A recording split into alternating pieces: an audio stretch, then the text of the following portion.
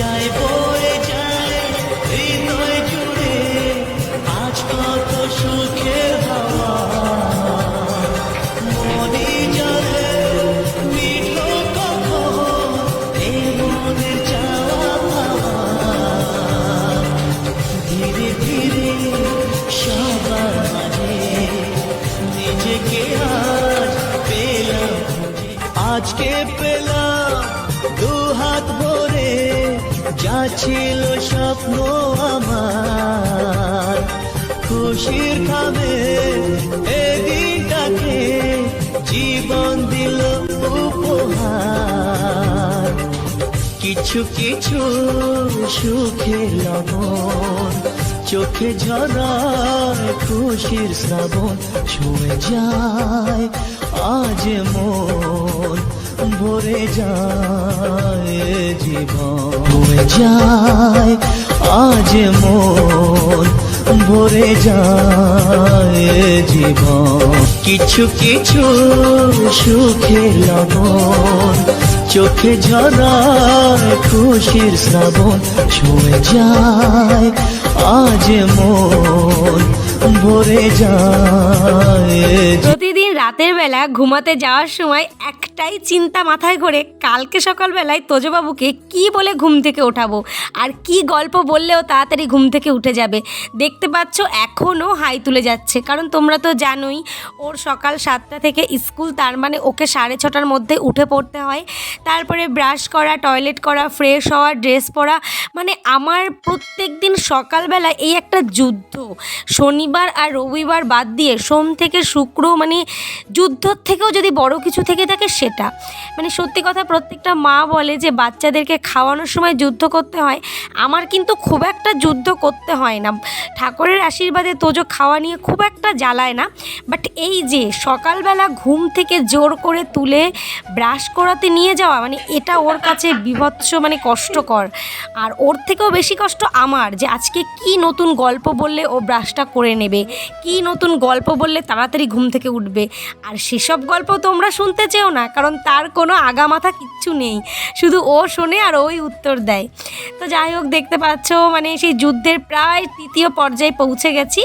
একদম জামা প্যান্ট জুতো পরিয়ে রেডি করিয়ে দিয়েছি।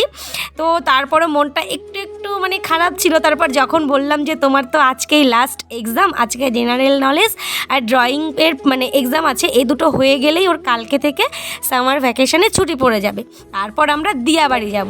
এটা বলাতে দেখো এখন মুখে বাবুর একটু হাসি উঠেছে। তারপরে তোমাদেরকে টাটা করলো, এবারে ওর বাবার ভুম ভুম গাড়িটাকে চড়ে একদম সোজা স্কুলে চলে যাবে।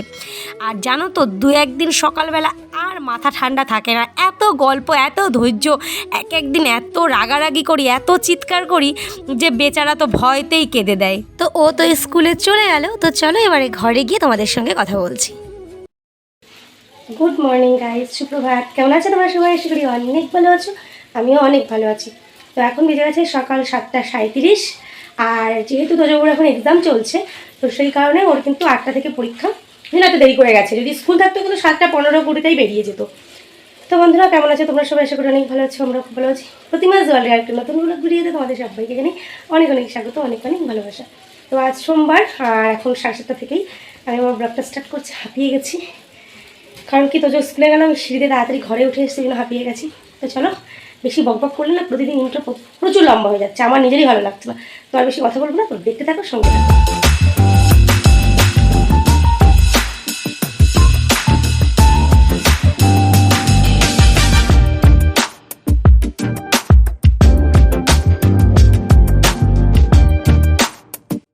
তো দেখতেই পাচ্ছ একদম তুড়ি মেরে বিছানাটা ক্লিন করে নিলাম। আর আজকে সোমবার, জানো তো, তো সোমবার মানেই কিন্তু আমার রেস্ট নেওয়ার কোনো সময় নেই, মানে সারাদিন শুধু কাজ করতেই থাকতে হবে, করতেই থাকতে হবে, করতেই থাকতে হবে। কারণ কি, তাও ভালো যে কালকে রাতে আমি গ্যাস ওভেনগুলো ধুয়ে রেখেছি, কারণ তোমরা তো জানোই সোমবার নিরামিষ খাই। এখনও ডাইনিং টেবিল পরিষ্কার করা, বাসন ধোয়া, শনিবারের মানে নিরামিষ রান্না মানে একটু গুছিয়ে আর সুন্দর করে না রান্না করলে তো আবার ওনাদের মুখেই রুচবে না। তো চলো এত কথা না বাড়ি, তাড়াতাড়ি কাজগুলোকে মানে কমপ্লিট করে, আবার বিকালে তোজোর ক্লাস আছে, এটা হচ্ছে আমার বড় মানে কাজ। চলো দেখতে থাকো। এই যে ফিল্টার থেকে বোতলে জল ভরার কাজটা কিন্তু আমার তোজো সোনাই করে, কিন্তু কিন্তু আজকে সকালে ওর যেহেতু এক্সাম আছে তো ভাবলাম ফিরে এসে ক্লান্ত হয়ে পড়বে, তারপর স্নান করে খেয়ে একটু ঘুমাবে, তো চলো এই কাজটা আমিই করে নিই। তো ওদিকে আমার সবগুলো বোতলে জল ভরা হয়ে গেছে, এবারে আমি চলে এসেছি রান্নাঘরে। এরই মধ্যে আমি খুব সুন্দর করে ঝুরু ঝুরু করে আলু কেটে নিয়েছি, কারণ আজকে তোমাদের প্রথমেই বললাম সোমবার নিরামিষ। আর হবে দেখো এখানে গাজর, ক্যাপসিকাম, বিনস দিয়ে ভেজ ডাল। তো তার জন্য আমি দেখো মুগ ডালটাকেও খুব ভালোভাবে সেদ্ধ করে নিয়েছি। আরও একটা জিনিস বানাবো, সেটা হচ্ছে আলু সেদ্ধ আর সয়াবিন সেদ্ধ দিয়ে একটা ইউনিক রেসিপি। আগে আমি রান্নাটা কখনোই করিনি, আর আজকেই প্রথমবার করছি, তাই ভাবলাম চলো তোমাদের সঙ্গেও শেয়ার করি। তো এবারে আমি আলু সেদ্ধ আর সয়াবিনগুলোকে খুব ভালোভাবে মিক্সি করে নেব। অনেকক্ষণ পর তোমাদের সামনে এলাম, কারণ কি তোমাদের দাদাভাই তো মানে যতক্ষণ চেম্বারে না যায় ততক্ষণ আমি মানে কি বলবো তোমাদের সামনেই আসতে পারি না। তো ওকে আমি চা করে দিয়েছি, ও চা ছাতু খেয়ে চলে গেল। তারপর আমি আবার রান্না করলাম, তার মধ্যে আমি তো দেখতে পাচ্ছ কত কাজ করে ফেলেছি, আলু কেটে ফেলেছি, ভেজ ডাল করবো, তার জন্য সমস্ত কিছু করে নিয়েছি। আর আজকে একটা মানে ইউনিক একটা রেসিপি বানাবো ইচ্ছা আছে, মানে যেহেতু নিরামিষ, তো নিরামিষ দিনে একটু চেষ্টা করি সবসময় একটু সুন্দর রান্না করার। কারণ কি জানোই তো নিরামিষ হলে মানে আমার তো ভালো লাগে, বাট সবার তো লাগে না, তো এই জন্য তো আমি আজকে একটু নিরামিষের মধ্যে একটা রেসিপি নতুন আছে, আমি প্রথমবার বানাবো, তাই ভাবলাম চলো তোমাদের সঙ্গে শেয়ার করি। তো চলো দেখতে পাচ্ছ আমি এখানে আলুগুলোকে সেদ্ধ করে নিয়েছি, আর ওদিকে সয়াবিনটাকে এখন মিক্সি করে নেবো। তো তারপরে আমি কি করবো সমস্তটা তোমাদের দেখাবো। এছাড়াও আজকে সোমবার তোমাদেরকে বলেছি, এখন আমার কাচাকুচি আছে, ঘর মোছা, স্নান করা, পুজো করা, তোজোকে স্কুল থেকে আনতে যাওয়া, ভাবছি তার মধ্যে আবার ব্যাংকে যাবো। উফ, আমার আজকে মাথা পুরো হ্যাং হয়ে যাবে, আমি ভাবছি কখন কি করব। তো চলো তোমরা সঙ্গে থাকো, তাহলে সব তাড়াতাড়ি হয়ে যাবে, দেখতে থাকো। এখানে কিছু কাজু আর কিশমিশ নিয়ে নিয়েছি,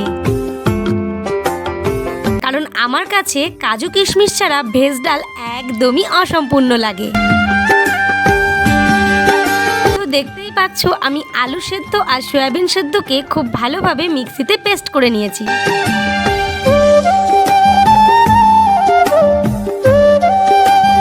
এবারে পরিমাণ মতো লবণ আর হলুদ দিয়ে খুব ভালোভাবে ব্যাটারের সঙ্গে মাখিয়ে নেব। এরই মধ্যে দেখলাম আমার ভেজ ডালটা প্রায় কমপ্লিট হয়ে গেছে, তো চলো এটাকে নামিয়ে নিব।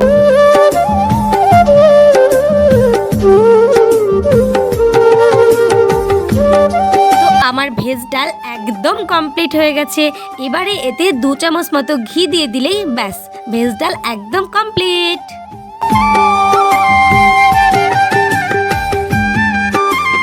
এবারে আমি বাসি যে জামা কাপড়গুলো আছে ওগুলোকে সার্ফে ভিজিয়ে নেব। এদিকে দিয়ে দিলাম কড়াইতে 2 চামচ মতো সর্ষের তেল, কিছুটা হিং ফোড়ন আর অল্প একটু মৌরি ফোড়ন। এবারে যে ফোড়ন থেকেই একটা মিষ্টি গন্ধ বেরোলেই এতে আমি সয়াবিন আলুর যে পেস্ট সেটাকে দিয়ে দেব। দিয়ে খুব ভালো করে নাড়িয়ে চাড়িয়ে এতে দিয়ে দেব 3 চামচ মতো বেসন। তারপরও খুব ভালোভাবে এটাকে নাড়িয়ে চাড়িয়ে একদমই শুকনো শুকনো করে নেব। আর ওই পাশের ওভেনে হচ্ছিল আমার আলু ভাজা, তো চলো আলু ভাজাটাকে নামিয়ে নিই।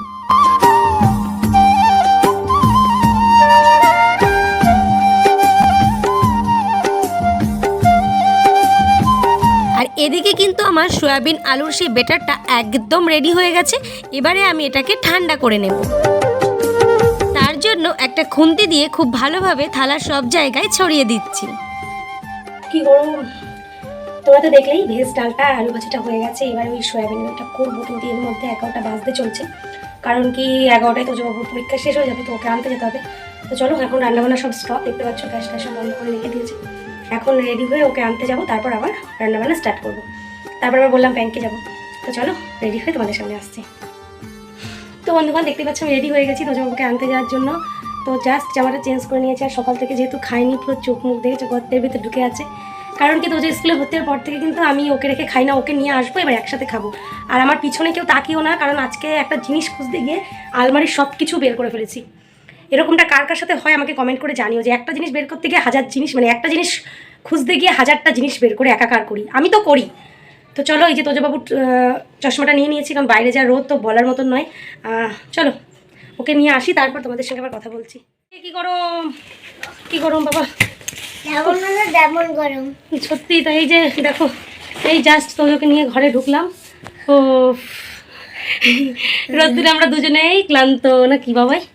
উফ, এখন যাবে মা কোথায়? ব্যাংকে? তুমি তো ঠাম্মা ঘরে থাকবে, এখন যাবো? তুমি এত রাস্তা এইটুকু হেঁটে আসতে পারছো না, অত রাস্তা হাঁটে।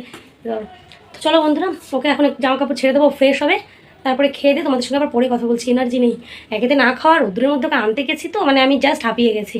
চলো পরে কথা হচ্ছে, টাটা। তো তোজোকে স্কুল থেকে নিয়ে আসতে আসতে এরই মধ্যে ব্যাটারটা পুরোপুরি ঠান্ডা হয়ে গেছে এবং ঠান্ডা হওয়ার পর আরেকটু শক্ত হয়ে গেছে। এবারে আমি হাতের সাহায্যে খুব ভালো করে গোল গোল করে মাছের পিসের শেপ মতো করে নেব।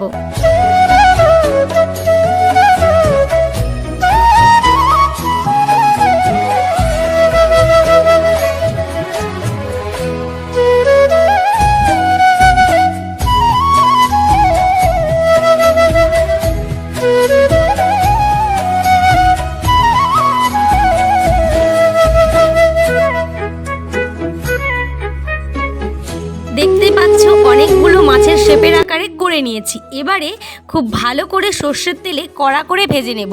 যেহেতু সয়াবিন আলু দুটোই খুবই নরম জিনিস, খুব কড়া করেই কিন্তু ভেজে নিতে হবে।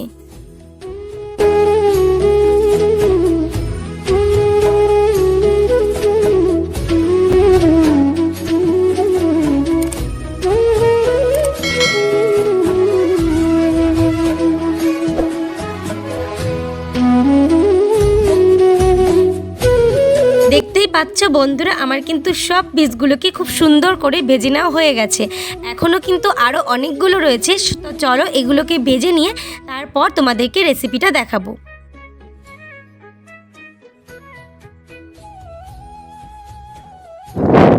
তো বন্ধুরা, এবারে আমি সমস্ত জামা কাপড়গুলোকে খুব ভালো করে সার্ফের মধ্যে ভিজিয়ে রেখে দেবো বাথরুমে, কারণ কি এখন একদমই কাচার সময় নেই।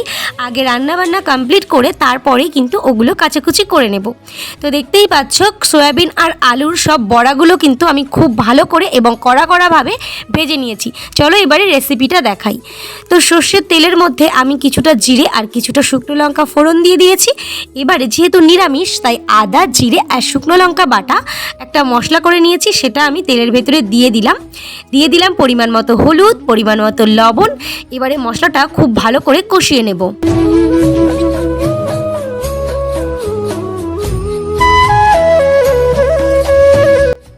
মশলা থেকে তেল বেরিয়ে গেলে এতে আমি দিয়ে দেব পরিমাণ মতো জল। জলগুলো যখনই টকবক টকবক করে ফুটতে আরম্ভ করবে, দিয়ে দেব গরম মশলা। তো গরম মশলা দেওয়ার কিছুক্ষণ পরেই আমি সেই ভেজে রাখা বড়াগুলোকে ঝোলের মধ্যে দিয়ে দেব। বড়াগুলো দেওয়ার পর 2 মিনিট মতো ফুটিয়ে ঘি দিয়ে নামিয়ে নিলেই কিন্তু রান্নাটা একদম কমপ্লিট হয়ে যাবে। তো বন্ধুরা, তারপর দেখতেই পাচ্ছ রান্না বান্না কমপ্লিট করে আমি একদম রেডি হয়ে গেছি। আর হাতে ব্যাগ দেখতে পাচ্ছ, কারণ তোমাদেরকে সকালেই বলেছি আমাকে ব্যাংকে যেতে হবে, তো তার জন্য অনেকটা লেট হয়ে গেছে। আর তোজবাবুকে কিন্তু নিচে ওর বইয়ের ঘরে রেখে আমি একাই যাচ্ছি। তো তার জন্য প্রথমে আমাকে যেতে হবে স্টুডিওতে, ওখান থেকে ফটো নিতে হবে, কারণ কি আমি ব্যাংকের বই করব। তো তার জন্য তো চলো ব্যাংকে গিয়ে কিন্তু আমি আর কোনো রকম ভিডিও তোমাদেরকে দেখাতে পারবো না। তো ব্যাংকের সমস্ত কাজকর্ম মিটিয়ে চলে এসেছি ঘরে। আর এই যেটা বানিয়েছিলাম সয়াবিন আলু দিয়ে বড়ার তরকারি, এটা কিন্তু একদমই কমপ্লিট হয়ে গেছে। আর দেখতে ঠিক এরকম হয়েছে। আর এসে দেখি ঝোলগুলো সব বড়ায় টেনে নিয়েছে, একটুও ঝোল নেই। তো এটা রেসিপিটা তোমাদের কেমন লাগলো কমেন্ট করে জানিও, আর তোমরাও এভাবে করে খেয়ে দেখবে, খুব ভালো লাগবে। হ্যালো বন্ধুরা, গুড ইভিনিং, শুভ সন্ধ্যা। জানো তো, দুপুরে খাওয়া দাওয়ার পর অনেকবার ভাবি তোমাদের সামনে আসবো, বাট খাওয়া দাওয়ার পর না, বাঙালি মানুষ তো একটু ভাত ঘুম না দিলে ঠিক ভালো লাগে না। তো খাওয়া দাওয়া করে বাসনটা মেজেই ঘুমিয়ে পড়েছি। আর শরীরটা না ওই সকাল থেকে না খাওয়া, তো তারপরে গিয়ে একেবারে খেয়েছি, এতটাই মানে ছেড়ে দিয়েছে আর এতটা দুর্বল লাগছিল যে আমি মানে কি বলবো তোমাদের। খাওয়ার পরে তোমাদের সামনে যে আসবো, দুটো কথা বলবো, সে এনার্জিটুকু আর থাকে না। তো খাওয়া দাওয়ার পরে একটু ঘুমিয়ে নিলাম। ঘুম থেকে উঠেও তোমাদের সামনে আসা হয়নি। ঘুম থেকে উঠে তোজবাবুকে পড়িয়ে তারপরে এই জাস্ট একটু ফ্রি হলাম। এখন 9টা বাজে। তো ভাবলাম চলো এখন একটু বন্ধুদের সঙ্গে গল্প করা যাক। আর এখন খাওয়া দাওয়া করবো। চলো খাওয়া দাওয়া করে নিই। আর কি বলবো, তোমাদের সামনে হয়তো আর আসা হবে না। তো আমি এখানে আমার মানে আজকের ব্লগটা এখানেই শেষ করছি। তো তোমাদের আজকের ব্লগটা কেমন লাগলো সেটা অবশ্যই কমেন্ট করে জানাবে। ভালো লাগলে একটা লাইক করবে, নতুন বন্ধু হলে চ্যানেলটা সাবস্ক্রাইব করবে, আমার সঙ্গে থাকবে, নিত্য নতুন ভিডিও দেখার জন্য। তো চলো আজকের মতো tata, bye bye, good night.